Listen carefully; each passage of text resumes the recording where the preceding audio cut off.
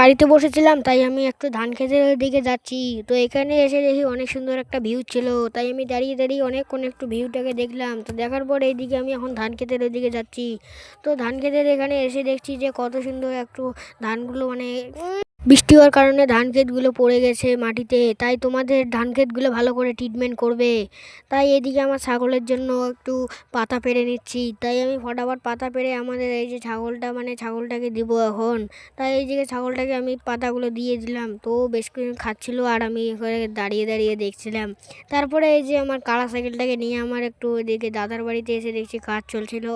তারপরে শুনলি যে আমার ভাই নাকি স্কুলে গিয়েছে, সেই ওই যে প্রাইমারি স্কুলটাতে। তাই আমি যাচ্ছিলাম। তাই যাওয়ার পথে এখান থেকে কত বড় একটা গাছ কাটা হয়েছে, তারপরে এটা পার করে আমি এসে স্কুলের মাঠটাও বেশ বড় ছিল। তাই কতদিন ধরে এই স্কুলে, তারপরে ভাই ব্যাগ নিয়ে চলে আসলো, এই যে সেই স্কুলটা। তারও একটা বেস্ট ফ্রেন্ডের সঙ্গে দেখা হয়ে গেল। তারপরে আমরা চলে এসে এই জলপাই গাছের এখানে। তো জলপাই গাছে কী করলাম পার্ট 2 দেখো।